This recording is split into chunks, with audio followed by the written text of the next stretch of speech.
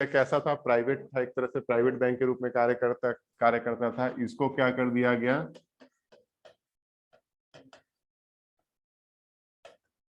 Nationalisation, या हिंदी में इसको क्या बोलते हैं, राष्ट्रीयकरण। राष्ट्रीयकरण का मतलब क्या होता है, एक तरह का ये प्रक्रिया है जिसमें कोई भी सरकारी संस्था के मतलब कोई भी प्राइवेट संस्था को सरकारी संस्था में बदला जा सकता है। ठीक है, और जिस प्रोसेस से किया जाएगा उसको क्या बोलेंगे, नेशनलाइजेशन। ठीक है, जैसे मान लीजिए आज के डेट में कोई भी संस्था है या मान लीजिए कोई बैंक ही है, तो बैंक को अगर प्राइवेट से करना है सरकारी में, तो सरकार को क्या करना पड़ेगा, नेशनलाइजेशन करना पड़ेगा, मतलब प्रोसेस को नेशनलाइजेशन बोलते हैं। तो पहला कार्य क्या किया गया, आरबीआई का राष्ट्रीयकरण। आरबीआई का राष्ट्रीयकरण कितना तारीख को हुआ, तो 1 जनवरी को हुआ ये। ठीक है, हाँ, आरबीआई का राष्ट्रीयकरण 1 जनवरी 1949 को। डेट कहीं कहीं बस इंपॉर्टेंट है, याद रखना है, हर चीज में आपको डेट याद रखने का जरूरत नहीं है। ठीक है,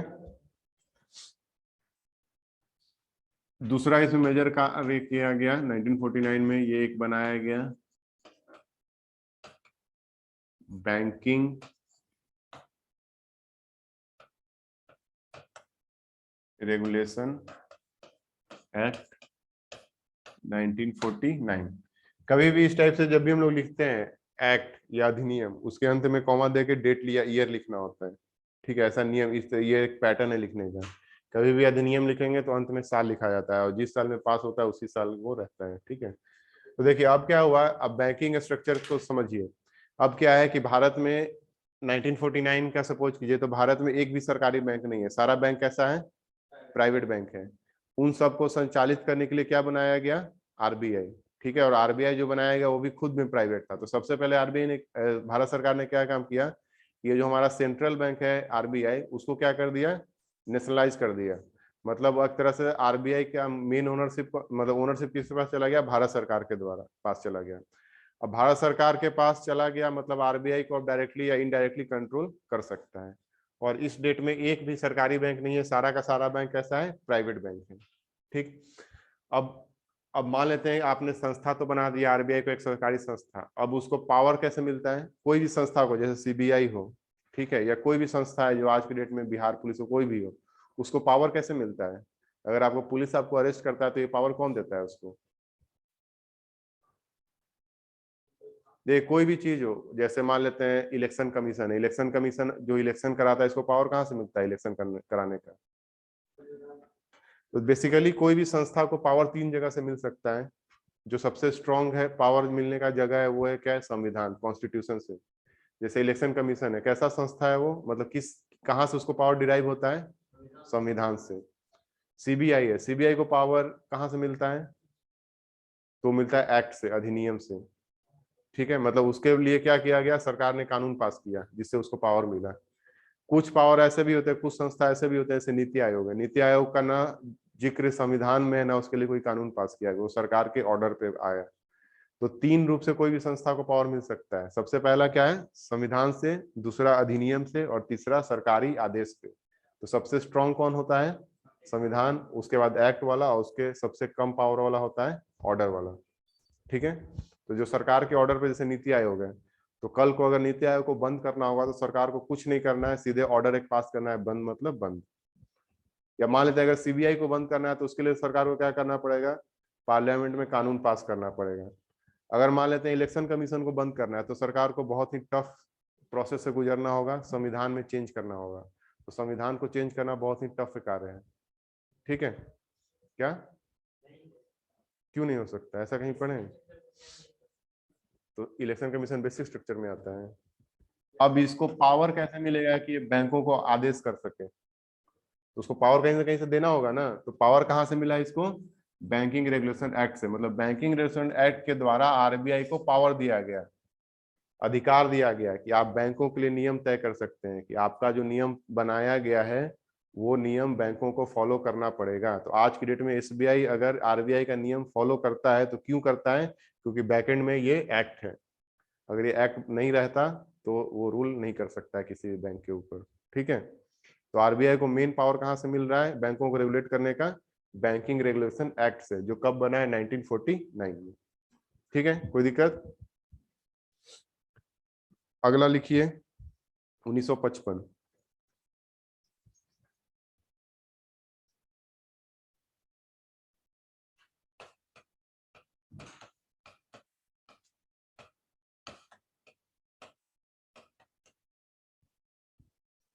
नाइनटीन 55 में लिखिए एसबीआई।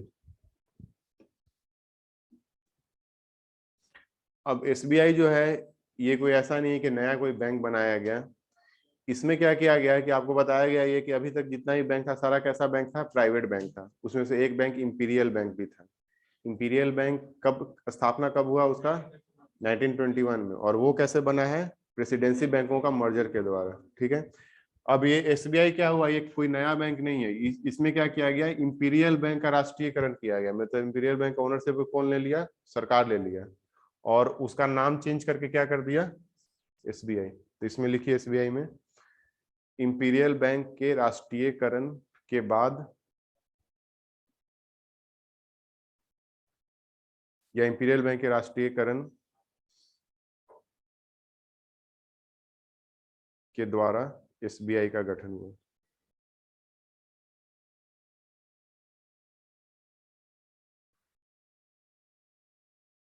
अब आ जाइए 1964।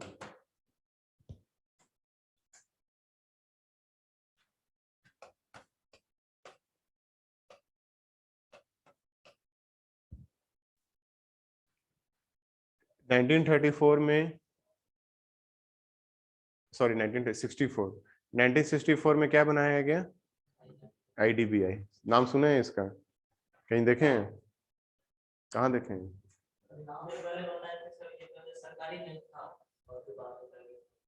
हम पूछ रहे हैं कहाँ देखे हैं। जैसे आईडीबीआई बैंक का कोई फुल फॉर्म नहीं है, लेकिन आईडीबीआई का फुल फॉर्म होता है। वो अलग है, ये अलग है।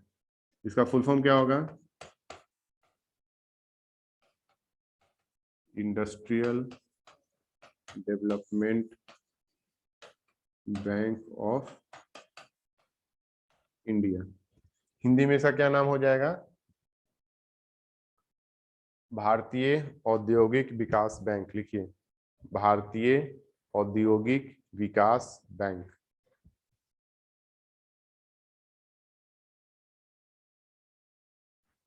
भारतीय औद्योगिक विकास बैंक। अब नाम से ये क्या समझ में आ रहा है कि ये किसके विकास के लिए बनाया गया है? इंडस्ट्रीज के, उद्योगों के विकास के लिए बनाया गया है ये बैंक। क्यों बनाया है अलग से? अब उस समय में क्या था कि जितने भी बैंक है अभी तक, देखिए अभी तक 1964 तक कितना सरकारी बैंक है? एक सरकारी बैंक है जिसका नाम है एसबीआई, और एक है आरबीआई। आरबीआई बैंक नहीं, वो सेंट्रल बैंक है। बाकी जितने भी बैंक है सारे प्राइवेट बैंक हैं। और उस दौर में एसबीआई भी कोई बहुत बड़ा बैंक नहीं, एक तरह से छोटा बैंक है। ठीक है। अब भारत में इंडस्ट्री का विकास करना है, उद्योग का विकास करना है, तो कैसे होगा? उद्योग का विकास करने के लिए उद्योग को लोन चाहिए। लोन कहाँ से मिलेगा? बैंक से। बैंक सारा छोटा रूप में है, उसके पास उतना पैसा ही नहीं है कि बड़े बड़े उद्योग को लोन दे सके। तो इसके लिए अलग से सरकार ने एक संस्था का गठन किया गया। और ये एक तरह का क्या था? NBFC, non banking financial company है। ये सिर्फ लोन देने का काम करता था। किसको लोन देता था? सिर्फ इंडस्ट्रीज को। ठीक है। तो भारत में उद्योगों का विकास हो, इसके लिए सरकार ने एक अलग से एनबीएफसी संस्था बनाया, जिसका नाम क्या रखा गया? Industrial development bank of India, short में जिसको बोलते हैं आईडीबीआई। ठीक है। तो ये कहीं से लिख लीजिए, ये क्या है? एनबीएफसी है ये बैंक नहीं है, भले नाम में इसका बैंक है। क्यों इसका नाम, क्यों इसको हम लोग एनबीएफसी बोलेंगे? क्योंकि सिर्फ इसका कार्य क्या था? उद्योगों को लोन देना। ये यहाँ पे आप अकाउंट नहीं ओपन कर सकते हैं। ठीक है, कोई दिक्कत इसमें? अगला लिखिए 1969।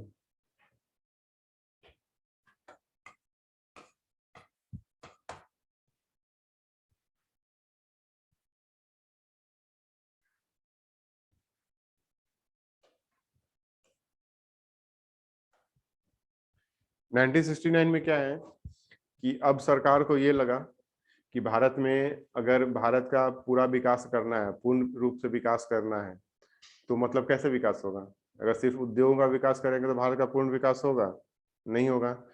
तो जरूरत क्या है कि भारत में पूर्ण विकास करना है, मतलब हर जगह तक विकास होना चाहिए, मतलब हर क्षेत्र का विकास होना चाहिए। और हर क्षेत्र का विकास कैसे होगा? जब तक बैंकिंग सपोर्ट नहीं मिलेगा किसी भी क्षेत्र का विकास नहीं हो सकता है। और यहाँ पे क्या है, सिर्फ एक सरकारी बैंक है एसबीआई, बाकी सब कैसे बैंक है? Private bank. प्राइवेट बैंक कहाँ अपना बैंक खोलेगा, गांव में या शहर में? या जहाँ पे उसको ज्यादा बिजनेस मिलेगा वहां पे वो बैंक अकाउंट खोलेगा, या सॉरी ब्रांच खोलेगा। तो बाकी क्षेत्र का विकास कैसे होगा? जैसे मान लीजिए उस समय में सिर्फ एक ब्रांच होता है पूरे बिहार में, पटना में, तो बाकी बिहार का विकास कैसे होगा? नहीं होगा। अब प्राइवेट बैंक को तो आप फोर्स कर नहीं सकते हैं कि आप हर जगह जाके अपना ब्रांच खोलें, क्यों? क्योंकि ओनरशिप आपके पास है नहीं। तो सरकार ने ये सोचा कि हम क्या करेंगे कि बहुत सारे सरकारी बैंक बनाएंगे और वहां पे क्या करेंगे, पैन इंडिया उसका ब्रांच एक्सपेंशन करेंगे, हर रीजन में उसका ब्रांच होगा जहाँ पे, जिसके कारण हर को लोन मिल सके और सब लोग डेवलप कर सके। ठीक है। तो इसको देखते हुए ये किया गया कि सरकार ने ये डिसीजन लिया कि बहुत सारे जो मेजर बैंकिंग बैंक्स हैं, जो प्राइवेट बैंक्स हैं, उनको क्या कर देंगे, हम सरकारी बैंक में तब्दील कर देंगे। ठीक है।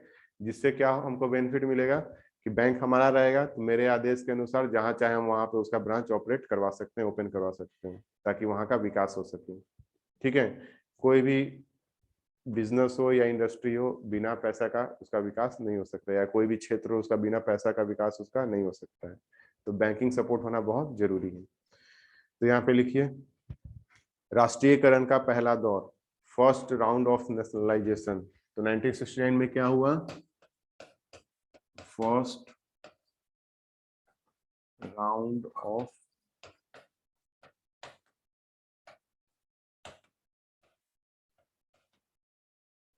एस भी ले सकते हैं या जेड भी लिख सकते हैं, जो मन करे। अब देखिए, नेशनलाइजेशन पहले भी हुआ, मतलब एसबीआई का भी नेशनलाइजेशन हुआ, आरबीआई का भी नेशनलाइजेशन हुआ, लेकिन इसको फर्स्ट राउंड क्यों बोला गया? कि वहां पे पर्टिकुलर किसी एक संस्था का किया गया, यहाँ पे किया गया मल्टीपल संस्था का किया गया, इसलिए इसको बोला जाता है फर्स्ट राउंड ऑफ नेशनलाइजेशन। ठीक है। इसमें लिखिए, इस दौर के अंतर्गत जिन बैंकों का पूंजी,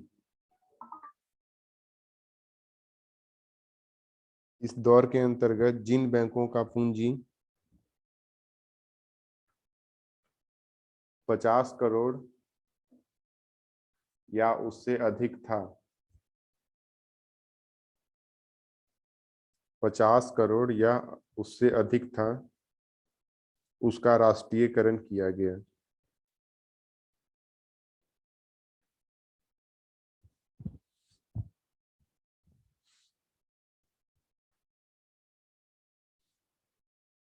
तो गवर्नमेंट ने एक क्राइटेरिया सेट किया कि किस, मतलब किसको प्राइवेट से सरकारी में बदलेंगे, जिसका पूंजी 50 करोड़ से ऊपर होगा उस समय। ठीक है। तो उस समय ऐसा सरकार को कितना बैंक मिला? Total 14 bank. तो भारत में जो 14 प्राइवेट बैंक था उसका पूंजी 50 करोड़ से ऊपर था, तो इसका मतलब ये हुआ कि 1969 में कितने बैंकों का राष्ट्रीयकरण हुआ? 14। तो अगले पॉइंट में लिख लीजिए, कुल 14 बैंकों का राष्ट्रीयकरण किया गया। Regional rural bank. ठीक है, मतलब गांव तक बैंकिंग सुविधा पहुंचाने के लिए ये बैंक का गठन किया गया। ठीक है। इसका डिटेल में आगे चल के हम लोग पढ़ेंगे, इसका कैसे ओनरशिप पैटर्न है, आज के डेट में क्या इसका स्थिति है, सरकार का क्या सोचना है। ठीक है। इसके बारे में कोई दिक्कत? देखिए, आज की डेट में आप सुनते होंगे कि जैसे पहले, अगर 3-4 साल पहले देखा जाए तो बिहार के अंदर कितना ग्रामीण बैंक था? 3 था। आज की डेट में कितना है? 2 है। तो अभी का जो सिचुएशन है, आज की डेट में देखेंगे तो ऐसा नहीं कि गाँव में नॉर्मल बैंक का ब्रांच नहीं होता है। आज की डेट में आप देखेंगे तो आपका छोटा छोटा जिला या छोटा छोटा जगह जो है वहां तक भी एसबीआई का ब्रांच या पीएनबी का ब्रांच है, लेकिन उस समय में ऐसा नहीं था। तो उस समय का सिचुएशन कुछ और था, आज का सिचुएशन कुछ और है। तो आज के डेट में गवर्नमेंट ये सोचता है कि ग्रामीण बैंक का जरूरत नहीं है, तो धीरे धीरे गवर्नमेंट इसको क्या कर रहा है, मर्ज करते जा रहा है नॉर्मल बैंक में। ठीक है। लेकिन उस समय के दौर में जाएंगे तो उसमें बहुत सारे ग्रामीण बैंक खोले गए पूरे भारत में। ठीक है। अगला डेट लिखिए ना, 1980।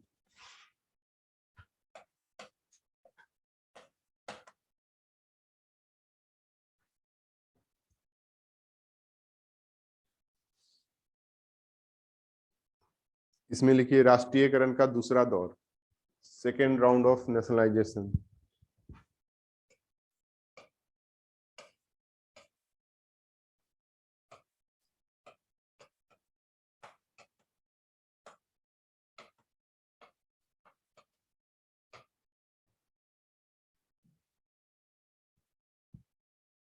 राष्ट्रीयकरण का दूसरा दौर, मतलब यहाँ पे भी क्या हुआ, नाम से समझ में आ रहा है कि बहुत सारे बैंकों का यहाँ पे भी राष्ट्रीयकरण किया गया।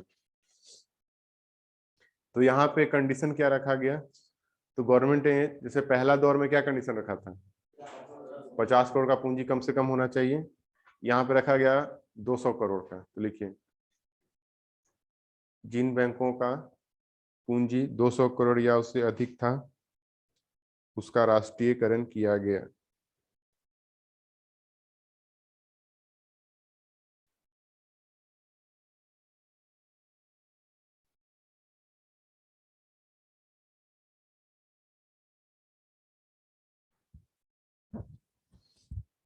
कितने बैंकों का हुआ, 6 बैंकों का, 6 बैंकों का राष्ट्रीयकरण हुआ। 80 हो गया 1982।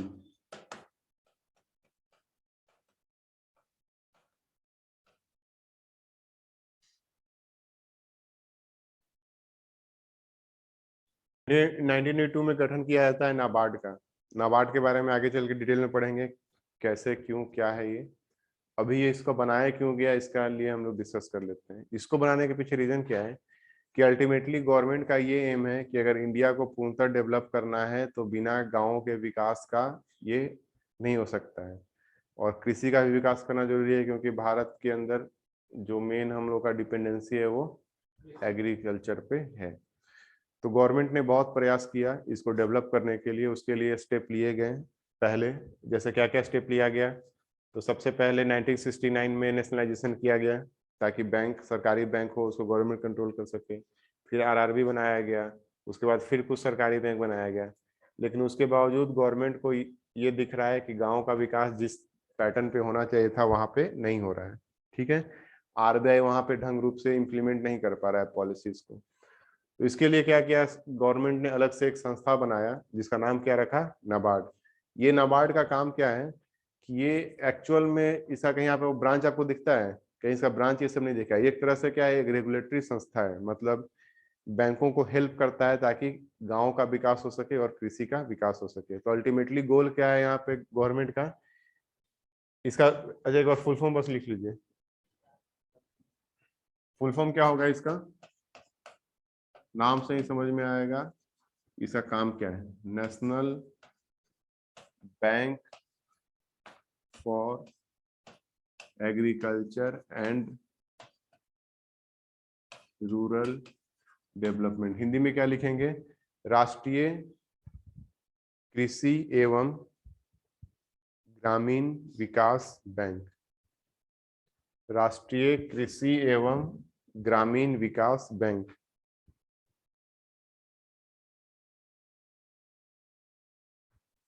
लिए करता क्या है, एक तरह का ये रेगुलेटरी संस्था है, रेगुलेट भी करता है, बैंकों को हेल्प भी करता है, फाइनेंस भी देता है ताकि गांव का विकास और कृषि का विकास हो सके। ठीक है,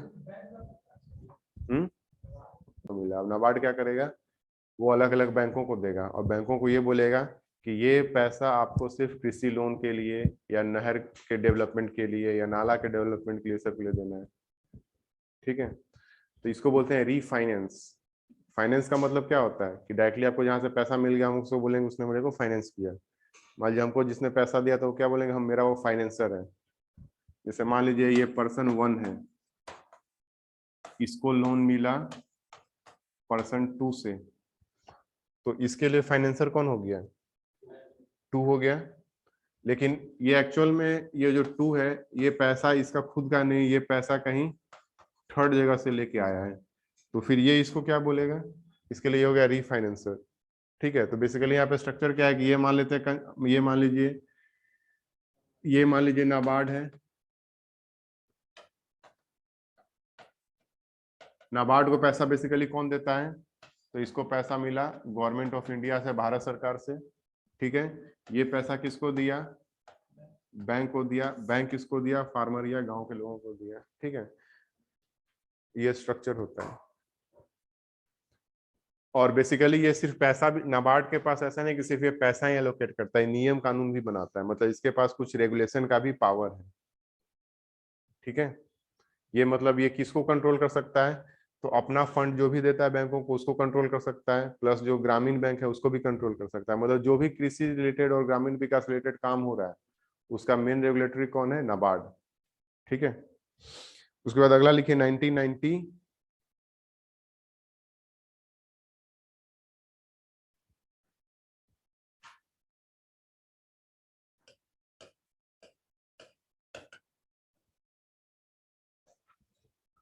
आपको 1964 में क्या बताया गया था? IDBI, जिसका फुल फॉर्म क्या था? Industrial development bank of India, भारतीय औद्योगिक विकास बैंक। अब गवर्नमेंट जो IDBI बनाया था वहां पे तो सबको लोन मिला जो बड़े बड़े इंडस्ट्रीज थे, लेकिन छोटे इंडस्ट्रीज को, जो लघु उद्योग है या जो छोटा उद्योग है, उसको लोन वो IDBI नहीं देता था। तो गवर्नमेंट उसके लिए क्या किया, एक नया संस्था बनाया, उसको नाम रखा गया सिडबी। बस उसके नाम के आगे क्या लग गया? एस लग गया। तो फुल फॉर्म में क्या हो गया? Small industrial development bank of India जो था वही। बस इसका काम क्या हो गया कि ये छोटे संस्था को लोन देता है, मतलब छोटे उद्योगों को लोन देता है ये। और IDBI किसके लिए बनाया गया था? बड़े उद्योगों को लोन देने के लिए बनाया गया। ठीक है। और हिंदी में इसका फुल फॉर्म क्या हो जाएगा? तो उसमें लिखेगा, हिंदी में क्या लिखे IDBI का? भारतीय औद्योगिक विकास बैंक। इसमें हो जाएगा भारतीय लघु औद्योगिक विकास बैंक। इसमें बट आपको वर्ड जोड़ना है लघु। भारतीय लघु औद्योगिक विकास बैंक। इसका हेडक्वार्टर कहाँ है? लखनऊ। हेडक्वार्टर लिख लीजिए, ये थोड़ा अनकॉमन है इसलिए इसका लिखिए, मुख्यालय लखनऊ।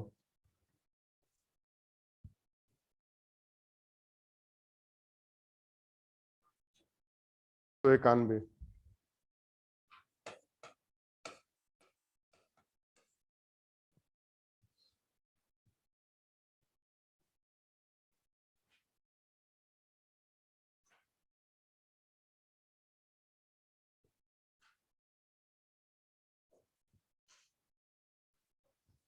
1991 में आप सुने होंगे कि एक रिफॉर्म आया था, आप लोग स्कूल में भी पढ़े होंगे 10th में, LPG। क्या है फुल फॉर्म इसका? ठीक है, ये तो सब लोग जानते हैं बेसिक क्या है। तो ये बेसिकली क्या हो गया, इंडिया के मतलब बिजनेस स्ट्रक्चर को ये सब कुछ चेंज करने के लिए LPG रिफॉर्म लाया गया। ठीक है। साथ में वो तो रिलेटेड हुआ इंडिया लेवल पे, बैंकिंग सेक्टर के सुधार के लिए भी एक कमिटी का गठन किया गया। ठीक है, कि उस समय बहुत सारा चेंजेस हुआ इंडियन मतलब स्ट्रक्चर के अंदर। तो यहाँ पे एक नया कमिटी बनाया गया, इसका नाम क्या है?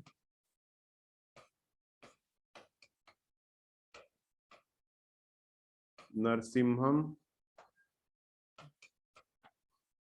कमिटी।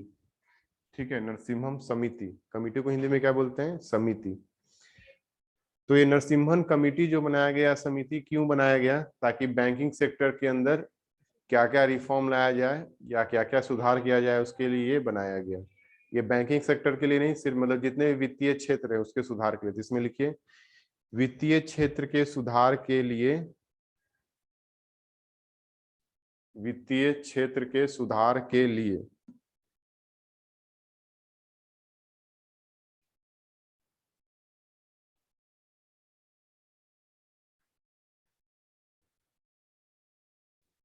ठीक है, फिर लिखिए 1993।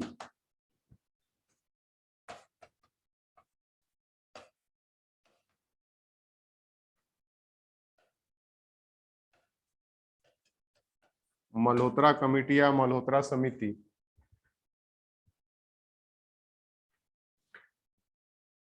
ये बनाया गया इंश्योरेंस बीमा संबंधित जितने भी सुधार करने हैं उसके लिए। तो इसके में लिखिएगा मल्होत्रा कमेटी में, मल्होत्रा समिति में, बीमा क्षेत्र के सुधार के लिए।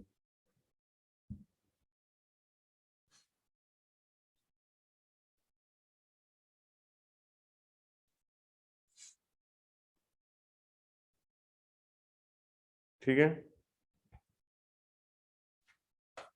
फिर लिखे 1998।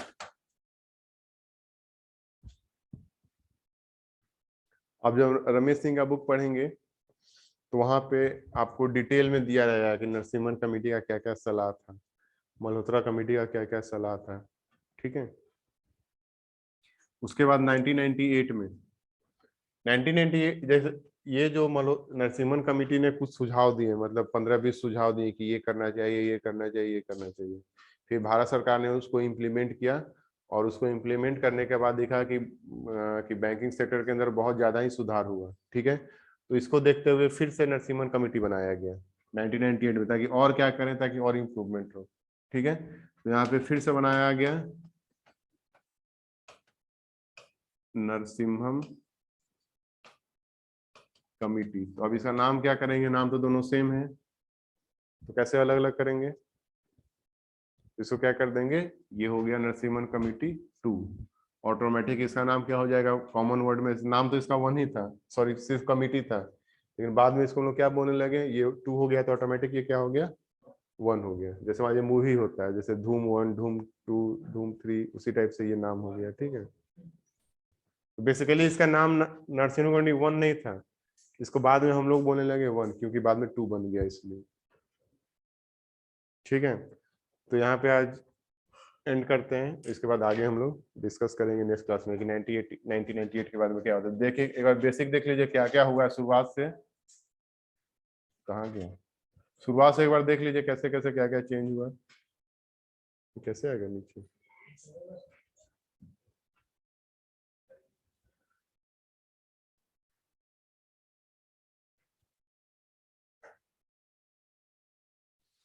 तो देखिए हम लोग स्टार्ट किए थे कहाँ से, 1770 में पहला बैंक बना। उसके बाद अलग अलग प्रेसिडेंसी में अलग अलग ईयर में बैंक बना, 1806 में, 40 में, 43 में। ठीक है। फिर इन्हीं तीनों को मर्ज करके 1921 में क्या बना, इंपीरियल बैंक। फिर इसी को 1955 में क्या बनाया गया, एसबीआई। उसके बाद पीएनबी बताया गया, और आपको इलाहाबाद बैंक बनाया। इलाहाबाद क्या था, पहला बैंक था जहाँ पे भारतीय अपना अकाउंट खोल सकते थे, लेकिन वो पूर्णतः भारतीय बैंक नहीं था, क्योंकि वो पूंजी पूर्णतः भारतीय नहीं था। उसके बाद पीएनबी बना, पूर्णतः भारतीय पूंजी से ये बैंक बनाया गया। उसके बाद यहाँ पे ये बोला गया हिल्टनियन कमीशन के बारे में, कि उस समय के बैंकिंग क्षेत्र में क्या क्या किया जाए ताकि बैंकिंग स्ट्रक्चर सुधर सके भारत में, उसके लिए कमीशन बनाया गया 1926 में। और इनके सलाह पे आरबीआई का गठन किया गया 1 अप्रैल 1935 में। आरबीआई का, जो आरबीआई एक तरह का क्या है, केंद्रीय बैंक है। अब ये केंद्रीय बैंक के गठन जो हुआ है वो किसके आधार पे हुआ है, तो आरबीआई एक्ट 1934 के अधिनियम के अनुसार आरबीआई का गठन किया गया है। ठीक है। जिसका मुख्यालय उस समय कहाँ पे था, कलकत्ता में था, और वह एक तरह का निजी बैंक था, प्राइवेट बैंक था। फिर 37 में उसका मुख्यालय कहाँ किया गया, कलकत्ता से मुंबई। उसके बाद 1949 में आरबीआई का ओनरशिप किसके पास चला गया, भारत सरकार के पास चला गया, जो पहले प्राइवेट ओनरशिप था। फिर उसके बाद आरबीआई को और अधिकार देने के लिए, ताकि वो बैंकों के लिए नियम कानून बना सके, उसमें फाइन ले सके, पेनल्टी कर सके, उसके लिए ये आया क्या, बैंकिंग रेगुलेशन एक्ट 1949। उसके बाद सरकारी बैंक बनना शुरू हुआ, तो उसमें सबसे पहला नाम आया एसबीआई का। उसके बाद आईडीबीआई इसलिए बनाया गया ताकि उद्योगों का विकास किया जा सके, उद्योगों को लोन मिल सके। क्यों, क्योंकि बैंक उस समय सक्षम नहीं थे कि उद्योगों को लोन दे सके उतना बड़ा अमाउंट। उसके बाद 1969 में जरूरत हुआ कि और बहुत सारे सरकारी बैंक चाहिए, तो यहाँ पे कंडीशन लगाया गया 50 करोड़ का, और उसके अंतर्गत 14 बैंक मिले।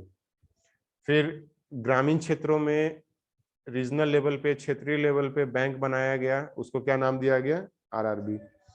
उसके बाद और सरकारी बैंक बनाया गया 1980 में। यहाँ पे कितना बैंक मिला, 6। कंडीशन क्या था, 200 करोड़ का। ठीक है। उसके बाद नाबार्ड आया। नाबार्ड का गठन किस लिए किया गया, ताकि जो भी गवर्नमेंट का मोटिव था कि एग्रीकल्चर का या गांव तक विकास पहुंच सके, वो नहीं पहुंच पा रहा था, उसके लिए इसका गठन किया गया। उसके बाद आया 90 में क्या बना, सिडबी बना। सिडबी का बेसिक रोल क्या था कि छोटे उद्योगों को लोन देना, जो आईडीबीआई नहीं कर रहा था। उसके बाद नरसिम्हन कमेटी बनाया गया फाइनेंशियल सेक्टर रिफॉर्म के लिए। 1993 में मल्होत्रा कमेटी बनाया गया, किसके लिए, बीमा क्षेत्र। यहाँ देखिए आपको शुरू में बताया थी, कमेटी हो या कमीशन हो, वहां पे ग्रुप ऑफ पीपल होते हैं। तो उस समय के जो हेड होंगे उस कमेटी का, उनका नाम क्या है, मल्होत्रा, एमएन मल्होत्रा नाम था पूरा, ठीक है। और फिर इनका सुधार बहुत अच्छा लगा नरसिम्हन जी का, तो उन्हीं को फिर दोबारा बुलाया कि फिर से आप सलाह दीजिए, वो आया 1998 में। इसके आगे क्या क्या चेंजेस हुआ बैंकिंग सेक्टर के अंदर हम लोग अगले क्लास में देखेंगे।